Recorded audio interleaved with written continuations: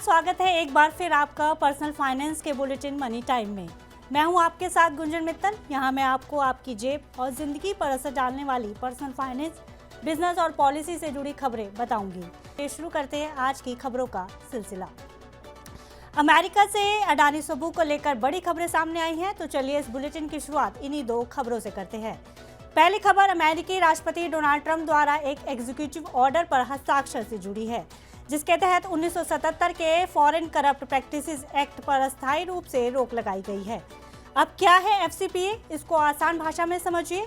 एफसीपीए किसी भी अमेरिकी कंपनी या व्यक्ति को विदेशी अधिकारियों को पैसे या गिफ्ट देने से रोकता है ताकि विदेशों में व्यापार हासिल किया जा सके।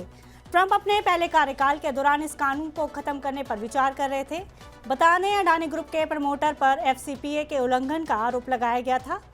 गौतम अडानी और उनके भतीजे सागर अडानी सहित 7 लोगों पर नवंबर 2024 को न्यूयॉर्क की एक कोर्ट में केस दर्ज हुआ था। ये सभी लोग अडानी ग्रुप के energy plant Adani green energy limited में डायरेक्टर हैं।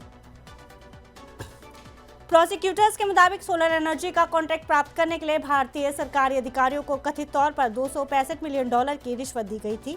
यह मिलीभगत अमेरिकी सूचीबद्ध कंपनी एज्योर पावर के अधिकारियों के साथ की गई थी।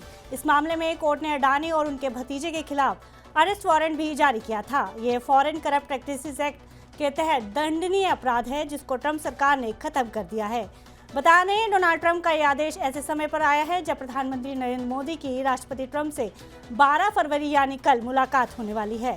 उससे ठीक पहले ट्रंप का यह आदेश दोनों देशों के रिश्तों को आर्थिक और रणनीतिक रूप से और मजबूती देगा। अडानी ग्रुप की बात की जाए तो ग्रुप के लिए अच्छी खबर है। इस फैसले के बाद आज अडानी ग्रुप के सभी लिस्टेड शेयरों में अच्छी बढ़त देखने को मिली। अब आइए दूसरी खबर पर। ट्रंप की टैरिफ बढ़ोतरी से भारतीय शेयर बाजार में कोहराम मच गया। सेंसेक्स में 1018 अंकों की तो निफ्टी में 309 अंकों की गिरावट रही। अब मार्केट में गिरावट के क्या कारण है, ये जानिए। राष्ट्रपति डोनाल्ड ट्रंप के स्टील और एल्यूमिनियम आयात पर टैरिफ बढ़ाने के कदम के बाद बाजार में लगातार गिरावट आ रही है। ट्रंप के इस कदम से दुनिया भर में ट्रेड वॉर की आशंका फिर से पैदा हो गई है। ट्रंप ने एल्यूमिनियम टैरिफ को 10% से बढ़ाकर 25% कर दिया है और स्टील आयात पर 25% टैरिफ को बहाल कर दिया है, जो पहले अमेरिका में ड्यूटी फ्री था। दूसरा कारण है रुपए की कमजोरी। रुपए की लगातार कमजोरी से मार्केट सेंटीमेंट कमजोर हो रहे हैं। सोमवार को इंट्राडे में 88 रुपए प्रति अमेरिकी डॉलर के रिकॉर्ड निचले स्तर पर पहुंच गया था। हालांकि आज यानी मंगलवार को रुपया 21 पैसे मजबूत हुआ है। अब सवाल यह है, रुपए में आज मजबूती कैसे आई? तो इसके पीछे की कहानी यह है कि रिजर्व बैंक ने सोमवार को कम से कम $4 अरब की बिकवाली की है। इसी वजह से रुपए में हल्की मजबूती आई है। शेयर बाजार में गिरावट की अगली वजह कमजोर तिमाही नतीजे हैं। कमजोर Q3 आय में निवेशकों के सेंटीमेंट को कमजोर किया है। इन्हीं कारणों की वजह से भारतीय शेयर बाजार में बिकवाली हावी है। अब आते हैं अगली खबर पर। सोना आज यानी 11 फरवरी को ऑल टाइम हाई पर पहुंच गया है। India Boolean and jewellers association के अनुसार 10 ग्राम 24 कैरेट सोने का दाम 238 रुपये बढ़कर 85,903 रुपये हो गया है। इससे पहले बीते दिन सोना 85,665 रुपये प्रति 10 ग्राम के ऑल टाइम हाई पर था। वहीं चांदी की बात की जाए तो चांदी के दाम 1,123 रुपये घटकर 94,410 रुपये प्रति किलो पर पहुंच गए हैं। एक दिन पहले कल यानी 10 फरवरी को चांदी की कीमत 95,533 रुपये पर थी। अब पीली धातु की कीमतों में क्यों आग लग रही है, इसके पीछे की कहानी को आसान भाषा में समझिए। दरअसल ट्रंप के अमेरिका के राष्ट्रपति बनने से जियोपॉलिटिकल टेंशन बढ़ गई है।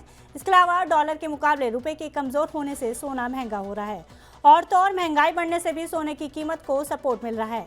इसके अलावा शेयर बाजार में उतार चढ़ाव बढ़ने से लोग गोल्ड में निवेश बढ़ा रहे हैं। इन्हीं वजहों से पीली धातु की कीमत आसमान को छू रही है।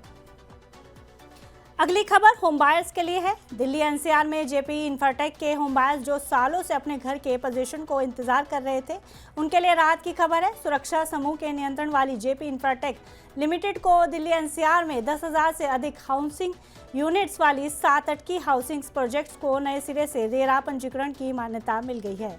इससे कंपनी के अटके हुए हाउसिंग प्रोजेक्ट्स के डेवलपमेंट में तेजी आएगी और लंबे समय से इंतजार कर रहे होम बायर्स को घर का पोजीशन मिल जाएगा। अगली खबर 8वें वेतन आयोग से जुड़ी हुई है।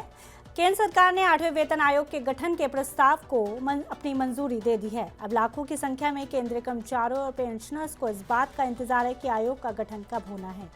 टाइम्स ऑफ इंडिया की रिपोर्ट के मुताबिक इसी साल अप्रैल में आयोग का गठन किया जाएगा। टीओआई को दिए गए एक इंटरव्यू में वित्त मंत्रालय के व्यय सचिव मनोज गोविल ने इसकी जानकारी दी है। उम्मीद है आपको मनी टाइम का आज का एपिसोड पसंद आया होगा। आपको हमारा आज का शो कैसा लगा बताने के लिए कमेंट बॉक्स में अपनी राय ज़रूर शेयर कीजिएगा। आपके सुझाव हमें शो को और बेहतर बनाने में मदद करेंगे। फिलहाल अभी के लिए मुझे दीजिए इजाज़त। हम आपसे फिर कल मिलेंगे इसी टाइम आपकी जेब और पॉलिसी से जुड़ी अहम खबरें लेकर। इसके अलावा बिजनेस जगत की बड़ी खबरों के लिए देखते रहिए मनी टाइम।